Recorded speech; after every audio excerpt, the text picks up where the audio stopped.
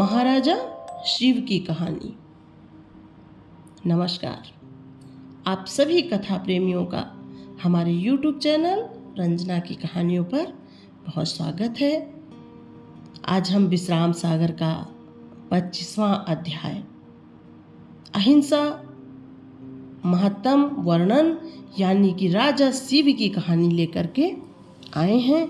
दोस्तों, कहानी में आगे बढ़ने से पहले अगर आपने अभी तक हमारे YouTube चैनल को सब्सक्राइब नहीं किया है तो हमारे चैनल को सब्सक्राइब करें, लाइक करें, वीडियो पे कमेंट करें। जो इस तरह की कहानियाँ सुनना चाहते हैं उनके साथ शेयर करें। तो चलो कहानी में आगे बढ़ते हैं। सीताराम और गुरुदेव के चरणों का ध्यान कर यह भारत की कथा कहता हूँ। शौनक ने हाथ जोड़कर कहा, प्रभु दया करके मेरे अज्ञान रूपी अंधकार का नाश कीजिए। अहिंसा का क्या फल है? सूत जी ने हंसकर कहा, प्रश्न तो बड़ा अच्छा किया है। ये धर्म की जड़ है, सब पुराणों का सार। तीर्थ व्रत जप नेम अन्नदान हेमदान, इन सब का पुण्य तराजू में रखने से इसके बराबर कोई नहीं। अनेकों यज्ञ और व्रत दान संयम और नाना प्रकार के पुण्य बल एक भी बराबरी नहीं करता। अहिंसा की बड़ी प्रभुता है। कथा के अनुसार भेद बताते हैं। एक नगर स्वर्ग के समान सुंदर था। उसमें एक साहूकार बड़ा धनी और साधु सेवक रहता था। देवदत्त उसका नाम था। उसकी स्त्री सुयसा भी पतिव्रता और सुशील थी।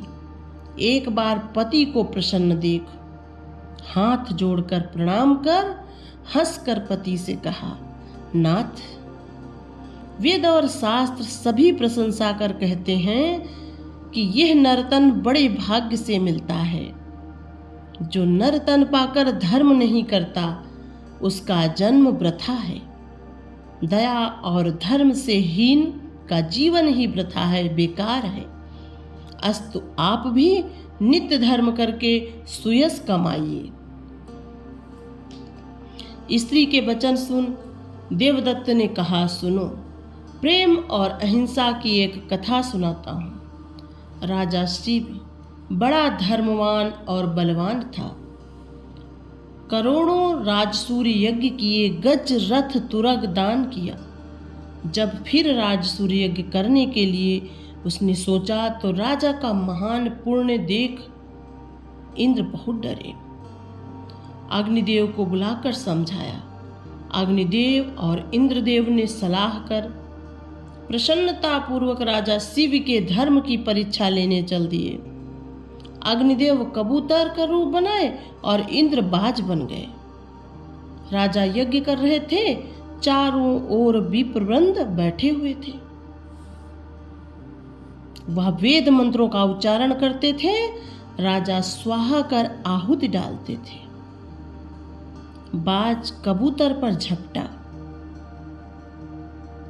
कबूतर राजा की गोद में छिप गया। बाज ने क्रोध कर राजा से कहा, हमने भी सुना है कि राजा शिव बड़े धर्मवान और बलवान हैं। आप न्यायी और दयालु हैं। इसी से कहते हैं भूपति सबका पालने वाला होता है। संत असंत का भेद किए बिना गुण और अवगुण को प्रकट कर दया पूर्वक न्याय करता है। सदा अतिथि का सत्कार कर विमुख नहीं जाने देते। इसीलिए आप धर्म को न छोड़िए, न्याय और दया करिए। यह कबूतर मेरा भोजन है। इस बात पर विचार नहीं किया? बिना विचारे आपने इसको छिपा लिया है। मैं कल से भूखा हूं, इसे जल्दी निकालिए। राजा ने कहा, सुनो, ये मेरी शरण में आया है, मैं इसकी रक्षा करूंगा। तेरे डर से ये मेरी शरण में आया है, मेरी गोद में बैठा है। इसकी आशा त्याग दो भाई। जो शरणागत का त्याग करते हैं उनका जन्म वृथा है, बेकार है उनका जन्म। लोभ और क्रोध में पड़ने से काम बिगड़ जाता है। जो शरणागत की रक्षा नहीं करते उनको मनुष्य न जान, महापापी जानो। इससे प्राण जाने पर भी इसे नहीं त्यागूंगा। बाज ने कहा, राजा तेरा सुयश सुनकर मुझे धर्म का स्वरूप जान पड़ा, परंतु अब यहाँ हमने उल्टा देखकर जान लिया, धर्म और अधर्म का विचार न करने वाला राजा कपटी और लोलुप है तू। मैं अपने प्राण देकर तेरा अपयश फैलाऊंगा। कपोत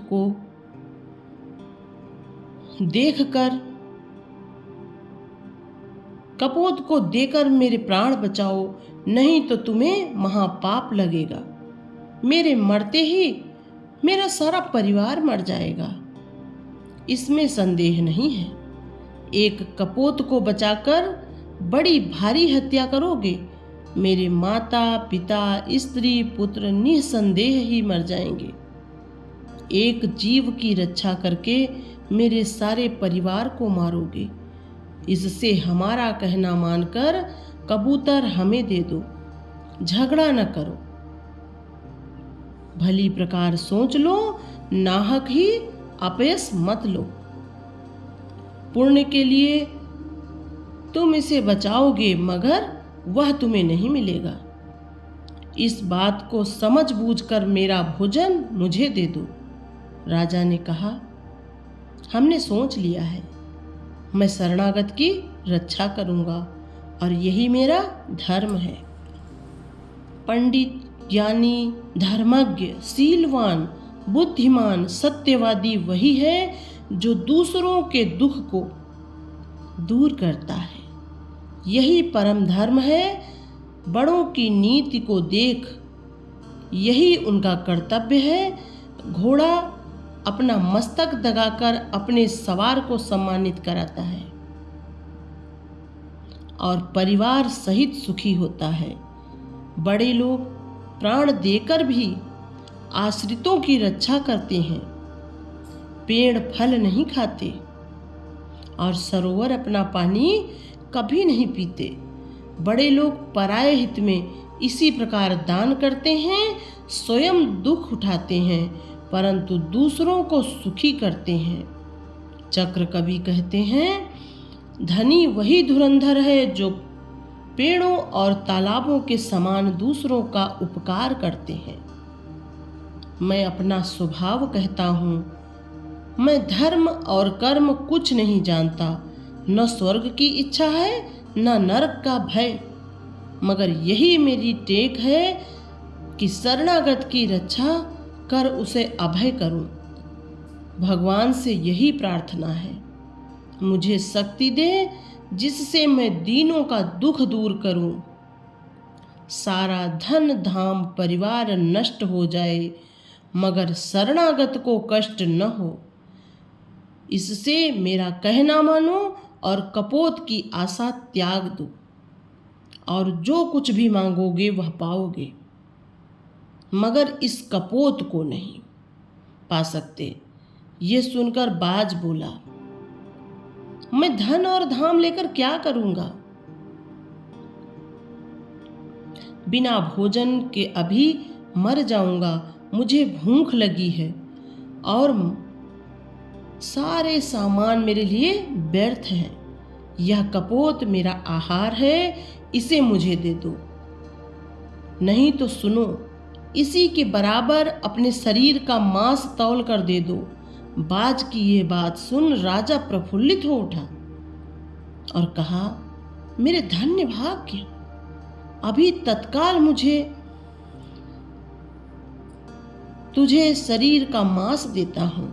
ऐसा कहकर तुरंत तराजू मांगकर एक पलड़े पर कबूतर को बिठा दिया और दूसरे पर अपने शरीर का मांस काट कर चढ़ाया, मगर वह कम हुआ, तब और मांस काट कर चढ़ाया, मगर फिर भी कम पड़ा। इसी प्रकार अनेकों बार काट काट कर अपना मांस चढ़ाया, मगर वह कमती ही होता रहा। तब राजा को ग्लानि हुई, अपने इष्ट देव का ध्यान किया। तुरंत ही सुमति की आज्ञा अनुसार पलड़े पर चढ़ गया। इंद्र और अग्निदेव लज्जित हो गए। देवताओं ने फूल बरसाए। धन्य धन्य की सुंदर वाणी सुनाई पड़ी। इंद्र और अग्निदेव प्रकट हो गए। इंद्र ने कहा, राजा आप धन्य हैं, आपके समान संसार में कोई नहीं। प्रण करके पालन किया, प्राणों का भी मोह नहीं किया।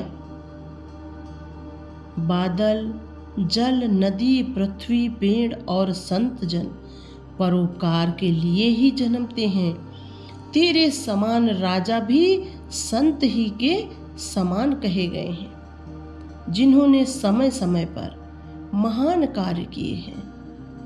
अब आपका आशीर्वाद है कि तेरा शरीर पूर्ववत हो जाए।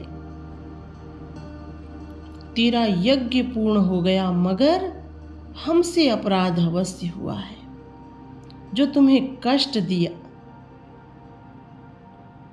जब आप हमें क्षमा करेंगे तभी हमारा पाप छूटेगा। तब राजा दीनों के समान बोला, अपना पुण्य उदय होने पर ही आपके दर्शन हमें हुए हैं। हमारा कोई पुण्य ही जो है वो उदय हुआ है, इसीलिए आपके दर्शन हुए हैं। हमारे अपराधों पर ध्यान दिए बिना ही दया करके हमें दर्शन दिया है आपने। जो आज्ञा दें मैं वही करूँगा। सर्वस्व देने में भी मुझे कुछ मोह नहीं है। इतने ही में विष्णुलोक से विमान आ गया, जिसमें राजा को बिठा परम धाम को ले गए। इस कथा को कहने सुनने वाले का सदा कल्याण होता है। वही मनुष्य धन्य है जो पर स्वार्थ में प्राण त्यागे। इति श्री विश्राम सागर सब मत आगर। पंडित सुदर्शन लाल त्रिवेदी वैद्य शास्त्री विरचित 25वां अध्याय समाप्त। दोस्तों, अगर आपको इस तरह की कहानियाँ सुनना अच्छा लगता है और आपने अभी तक हमारे चैनल को सब्सक्राइब नहीं किया है, तो आप हमारे चैनल को सब्सक्राइब करें, वीडियो को लाइक करें, कमेंट करें, और जिसको अच्छी लगती हो कहानियाँ उसके साथ